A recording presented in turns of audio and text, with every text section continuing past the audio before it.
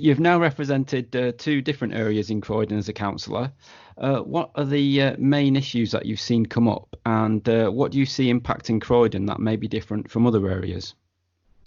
Yes, so I represented Coulsdon West for 2 terms, and now I'm representing Addiscombe East. So they are different in some ways. Coulsdon actually still has vestiges of resentment that they are even a part of Croydon. They don't like being a part of Croydon. So there are some people who still have that problem, even though I think the decision goes back to the 60s.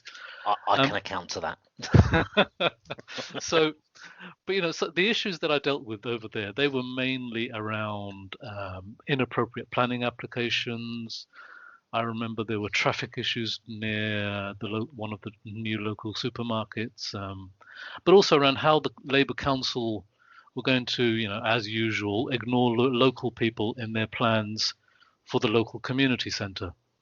So those are sorts of issues. But in my first term in Coulsdon West, I was also heavily involved in seeing the new Cane Hill development come into fruition.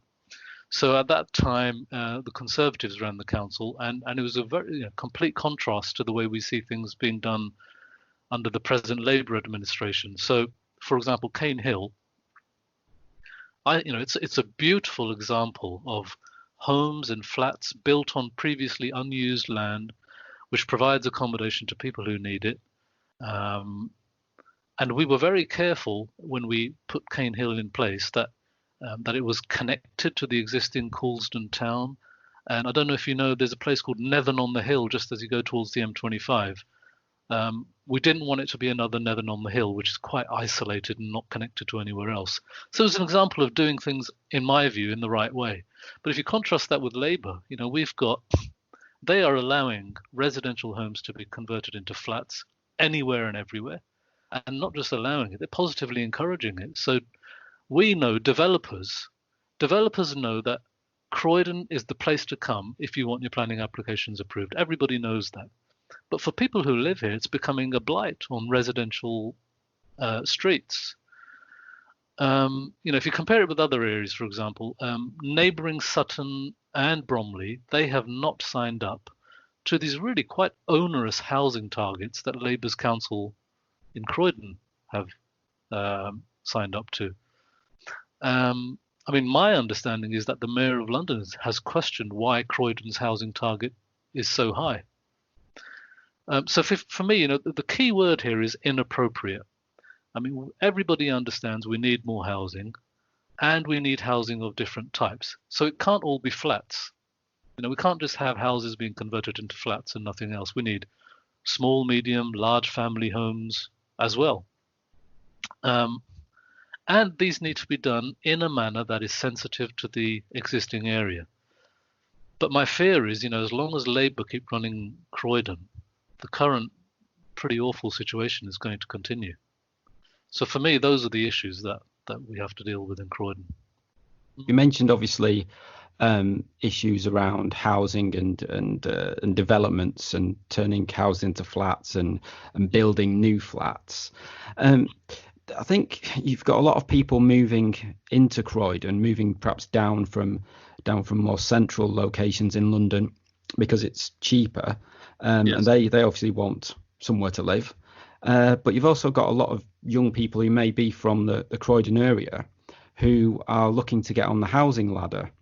And I think some of those people perhaps, they may be into their late 20s now, even into their 30s, and they're, should we say, because they're not getting onto the housing ladder at the moment, they're perhaps not becoming conservatives, shall we say, because that they still, if you don't own your own property, you're perhaps less likely to be a conservative than if you do.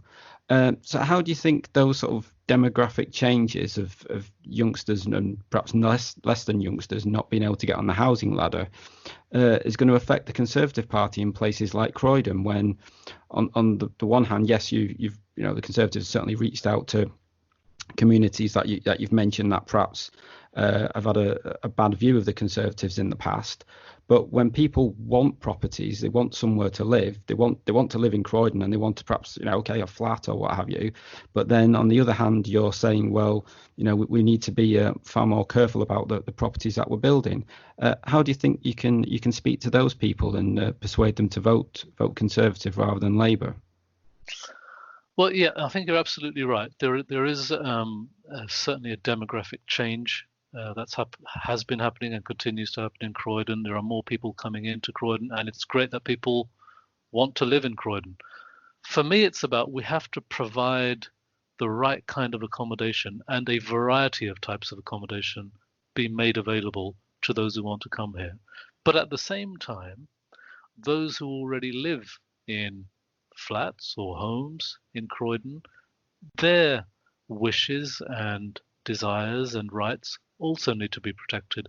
And for me, this is not an insoluble problem. I mean, I gave the example of Cane Hill in Colston West.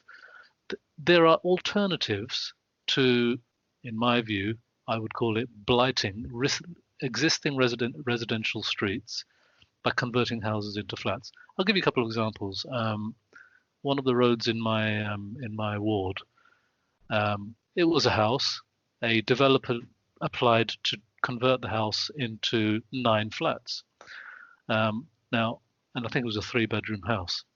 Neighbours either side, they said to me, I get it. Young people need accommodation. I was young once. I get it that they need accommodation. But why 9 flats? Why can't it be 5? That's a pretty small house. Why is that allowed to be 9 flats? And where are the cars going to park? How's the infrastructure been factored into coping with that? And those kind of things.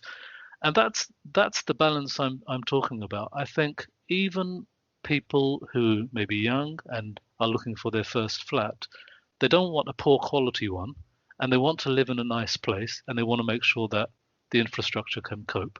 So for me, it's about getting the balance right. And the way you get the balance right is by being clear that the existing folk are not monsters. They are very understanding folk who want to accommodate more housing provision, but we can do it in the right way and in a sensitive way and the right numbers of them. So talking about numbers, I mentioned earlier, why has Croydon signed up pretty much unilaterally to a far higher housing target than Bromley and Sutton? There is no need for that.